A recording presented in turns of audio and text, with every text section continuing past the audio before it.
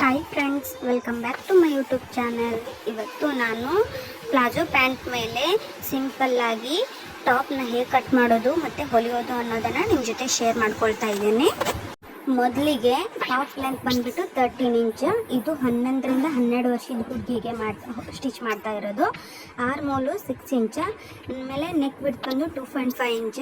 ಆಮೇಲೆ neck depth ಬಂದುಬಿಟ್ಟು 3 ಇಂಚ. ನೀವು ನೆಕ್ ಡೆಪ್ತ್ ಇನ್ನೂ ಡೀಪಾಗಿ ಬೇಕು ಅಂತಂದರೆ ನೀವು 4 ಇಟ್ಕೋಬೋದು, 5 ಇಟ್ಕೋಬೋದು, ನಡೆಯುತ್ತೆ. ಡಿಫ್ರೆಂಟ್ಸ್ ಆನ್ ಯು. ಇವಾಗ ನೋಡಿ ನಾನು ಮಾರ್ಕ್ ಹಾಕ್ತಿದ್ದೀನಿ ನೋಡಿ, ಆ ಥರ ಮಾರ್ಕ್ ಹಾಕೊಂಡ್ಬಿಟ್ಟು ಕಟ್ ಮಾಡ್ಕೊಳ್ತಾ ಇದ್ದೀನಿ.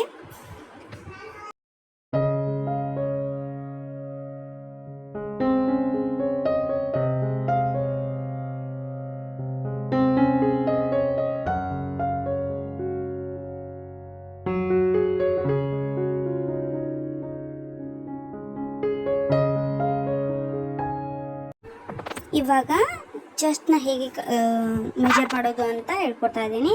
ನೀವು ಫುಲ್ ಚೆಸ್ಟ್ ರೌಂಡ್ನ ನೀವು ಮೆಜರ್ ಮಾಡಿದ್ರೆ ಚೆಸ್ಟ್ ಮೆಜರ್ಮೆಂಟ್ ಬಂದುಬಿಟ್ಟು 24 ಇದೆ. ನಾವು 24 ಇಂಟು 4 ಅಂತ ಮಾಡಬೇಕು. ಯಾಕಂದರೆ ಮುಂದ್ಗಡೆ ಫೋಲ್ಡ್ ಮಾಡಿರ್ತೀವಲ್ಲ, ಮುಂದ್ಗಡೆ ಮತ್ತು ಹಿಂದ್ಗಡೆ ಅಂದ್ಕೊಂಡು 24 ಡಿವೈಡೆಡ್ ಬೈ 4 ಮಾಡಿದರೆ 6 ಇಂಚ್ ಅಂತ ಬರುತ್ತೆ. ಅದಕ್ಕೆ ನಾವು ಆಲ್ಟ್ರೇಷನ್ಗೋಸ್ಕರ ಅಂದರೆ ಮಾರ್ಜಿನ್ಗೋಸ್ಕರ 2 ಇಂಚನ್ನ ಆ್ಯಡ್ ಮಾಡ್ತೀವಿ. ಸೊ ಹಾಗಾಗ್ಬಿಟ್ಟು 8 ಇಂಚನ್ನ ನಾವು ಮಾಡ್ಕೋಬೇಕಾಗತ್ತೆ. ಆಮೇಲೆ ಅದೇನು ಇದೆಯಲ್ಲ ಅದನ್ನೇ ನಾನು ಬ್ಯಾಕ್ ಸೈಡಲ್ಲಿ ಸೇಮ್ ಇಟ್ಕೊಂಡ್ಬಿಟ್ಟು ನಾನು ಕಟ್ ಮಾಡ್ಕೊಳ್ತಾ ಇದ್ದೀನಿ. ಆಮೇಲೆ ನಾನು ಬ್ಯಾಕ್ ಸೈಡಲ್ಲಿ ಹುಕ್ ಇಡೋದ್ರಿಂದ ನಾನು ಮಿಡಲಲ್ಲಿ ಕಟ್ ಮಾಡಿಕೊಂಡು ನಾನು ಕಾಜು ಮತ್ತು ಹುಕ್ಕಿನ ಪಟ್ಟಿ ಅಟ್ಯಾಚ್ ಮಾಡ್ಕೋತೀನಿ. ಬೇಕಿದ್ರೆ ನೀವು ಜಿಪ್ನ ಅಟ್ಯಾಚ್ ಮಾಡ್ಕೋಬೋದು. ಇವಾಗ ನಾನು ಕಟ್ ಮಾಡ್ಕೊಂಡಿರೋದನ್ನು ಅದಕ್ಕೆ ಅಸ್ತ್ರ ಕಟ್ ಮಾಡ್ಕೊಳ್ತಾ ಇದ್ದೀನಿ. ಏನು ಕಟ್ ಮಾಡ್ಕೊಂಡಿರ್ತೀವಲ್ಲ ಅದನ್ನು ಅಸ್ತ್ರದ ಮೇಲೆ ಇಟ್ಕೊಂಡ್ಬಿಟ್ಟು ಕಟ್ ಮಾಡ್ಕೋಬೇಕು.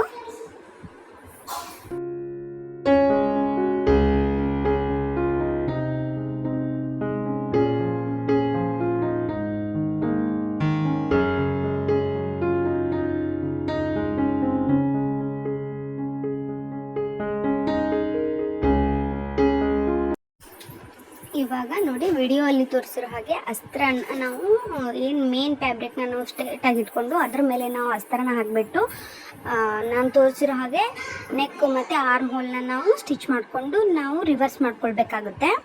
ಇವಾಗ ನೋಡಿ ಸ್ಟಿಚ್ ಮಾಡ್ಕೊಂಡಿದ್ದೀನಿ. ಸ್ಟಿಚ್ ಮಾಡ್ಕೊಂಡ್ಮೇಲೆ ಅಲ್ಲಿ ಸ್ವಲ್ಪ ಕಟ್ ಮಾಡಿದ್ರೆ ಅದೇನು ನಾವು ರಿವರ್ಸ್ ಮಾಡಿದ್ಮೇಲೆ ಅದು ನೀಟಾಗಿ ಕೂತ್ಕೊಳ್ಳುತ್ತೆ. ಕಟ್ ಮಾಡಿಲ್ಲ ಅಂದರೆ ಒಂಥರ ಸುಳ್ಳಿ ಸುತ್ತಿದ ಹಾಗೆ ಫಿನಿಶಿಂಗ್ ಅನ್ನೋದು ಚೆನ್ನಾಗಿ ಬರಲ್ಲ. ಸೊ ಹಾಗಾಗ್ಬಿಟ್ಟು ಸ್ವಲ್ಪ ಕಟ್ ಮಾಡ್ಕೊಳ್ಳಿ. ಇವಾಗ ನೋಡಿ ಫಿನಿಶಿಂಗ್ ಅನ್ನೋದು ನೀಟಾಗಿ ಬಂದಿರುತ್ತೆ. ಇವಾಗೇನು ನಾವು ರಿವರ್ಸ್ ಮಾಡ್ಕೊಂಡಿರ್ತೀವಲ್ಲ ಅದ್ರ ಮೇಲೆ ನಾವು ಫುಲ್ ನೆಕ್ ಮತ್ತು ಆರ್ಮ್ ಹೋಲ್ ಮೇಲೆ ನಾವು ಒಂದೊಂದು ಸ್ಟಿಚ್ ಹಾಕ್ಕೊಳ್ಳಿ. ಯಾಕಂದರೆ ಫಿನಿಶಿಂಗ್ ಚೆನ್ನಾಗಿ ಬರುತ್ತೆ ಮತ್ತು ನೀಟಾಗಿ ಕೂತ್ಕೊಳ್ಳುತ್ತೆ.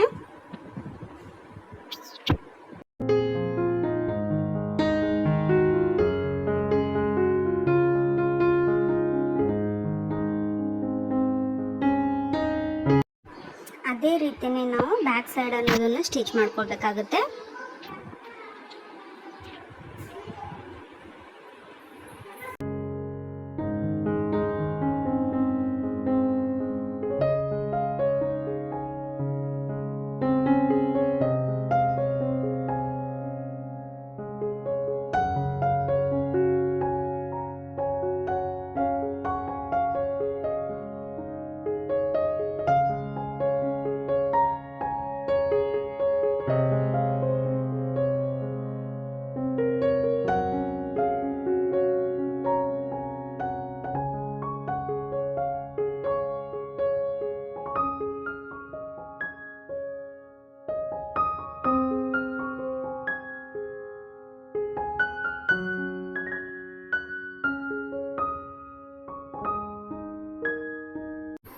ಇವಾಗೇನು ನಾವು ಬ್ಯಾಕ್ ಸೈಡ್ ಮಿಡಲ್ ಕಟ್ ಮಾಡಿರ್ತೀವಲ್ಲ ಅದಕ್ಕೆ 4 ಇಂಚಿನ ಫ್ಯಾಬ್ರಿಕ್ ತೊಗೊಂಡ್ಬಿಟ್ಟು ಅದನ್ನು ನಾನು ಡಬಲ್ ಫೋಲ್ಡ್ ಮಾಡಿಬಿಟ್ಟು ಅದಕ್ಕೆ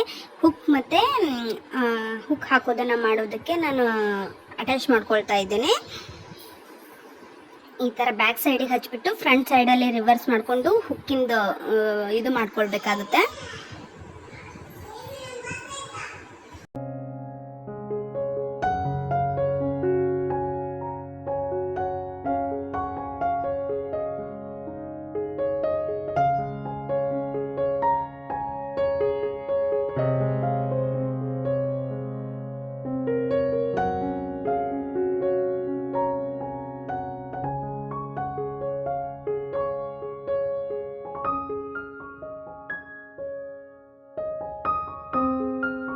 ಅದೇ ರೀತಿಯಾಗಿ ನಾವು ಬ್ಯಾಕ್ ಸೈಡಲ್ಲಿ ಡೌನ್ ಸೈಡಲ್ಲಿ ಒಂದು ಸ್ವಲ್ಪ ನಾವು ಫೋಲ್ಡ್ ಮಾಡ್ಕೊಂಡ್ಬಿಟ್ಟು ಅದನ್ನು ಸ್ಟಿಚಿಂಗ್ ಹಾಕೋಬೇಕಾಗುತ್ತೆ. ಎರಡು ಸೈಡು ಫೋಲ್ಡ್ ಮಾಡಿಬಿಟ್ಟು ಸ್ಟಿಚಿಂಗ್ ಹಾಕೊಂಡ್ಬಿಟ್ಟು ನಾವು ಬ್ಯಾಕ್ ಸೈಡ್ ಫ್ಯಾಬ್ರಿಕ್ನ ಫಿನಿಶಿಂಗ್ ಮಾಡಿದ್ದೇವೆ ನೋಡಿ ಹುಕ್ ಹಚ್ಚೋದಕ್ಕೆ.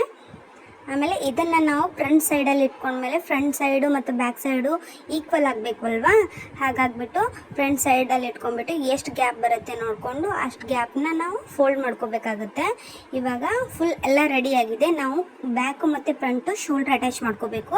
ಫ್ರಂಟ್ ಸೈಡ್ನ ಸೀದಾ ಇಟ್ಕೊಂಡ್ಬಿಟ್ಟು ಬ್ಯಾಕ್ ಸೈಡ್ನ ಅದ್ರ ಮೇಲೆ ಉಲ್ಟಾ ಇಟ್ಕೊಂಡ್ಬಿಟ್ಟು ನಾವು ಶೋಲ್ಡ್ರನ್ನ ಅಟ್ಯಾಚ್ ಮಾಡ್ಕೋಬೇಕಾಗತ್ತೆ.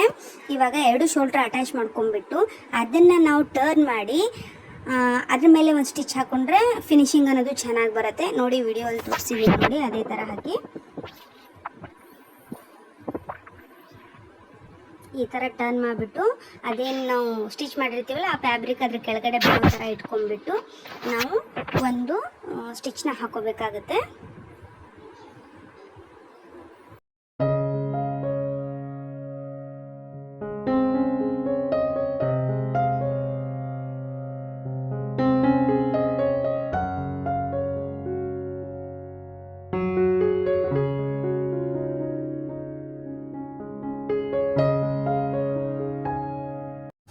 ಇವಾಗ ಎರಡನ್ನ ಜೋಡಿಸ್ಕೊಂಡ್ಬಿಟ್ಟು ನಾವು ಎಷ್ಟು ಸೈಜ್ ಇದೆ ನೋಡಿ ಆ ಸೈಜಲ್ಲಿ ನಾವು ಒಂದೊಂದು ಸ್ಟಿಚಸ್ ಹಾಕೊಂಡ್ಬಿಡ್ಬೇಕಾಗತ್ತೆ. ಅದ್ರ ಪಕ್ಕದಲ್ಲಿ ಒಂದು 2-3 ಸ್ಟಿಚ್ನ ಎಕ್ಸ್ಟ್ರಾ ಹಾಕಿಡಿ. ಅಕಸ್ಮಾತ್ ಒಂದು ಸ್ವಲ್ಪ ಲೂಸ್ ಆಗಲಿ ಫಿಟ್ ಆಗಲಿ ಅವ್ರಿಗೆ ಮಾಡ್ಕೊಳ್ಳೋಕೆ ಈಸಿ ಆಗುತ್ತೆ. ಇವಾಗ ನೋಡಿ ಫುಲ್ ಫಿನಿಶಿಂಗ್ ಹೀಗಿದೆ. ನೀವು ಹುಕ್ ಬೇಕಿದ್ರೆ ಹುಕ್ ಹಾಕ್ಕೊಳ್ಳಿ, ಇಲ್ಲಾಂದರೆ ನೀವು ಚೈನ್ ಬೇಕಿದ್ರೆ ಚೈನ್ ಹಾಕೋಬಹುದು. ಇದ್ರ ಕೆಳಗಡೆ ಪ್ಲಾಜೋ ಪ್ಯಾಂಟ್ನ ನಾನು ಸ್ಟಿಚ್ ಮಾಡಿದ್ದೀನಿ. ಈ ವಿಡಿಯೋ ನಿಮ್ಗೆ ಏನಾದರೂ ಇಷ್ಟ ಆಗಿದ್ರೆ ನನ್ನ ಚಾನಲ್ನ ಸಬ್ಸ್ಕ್ರೈಬ್ ಮಾಡಿ ಸಪೋರ್ಟ್ ಮಾಡಿ. Thank you for watching.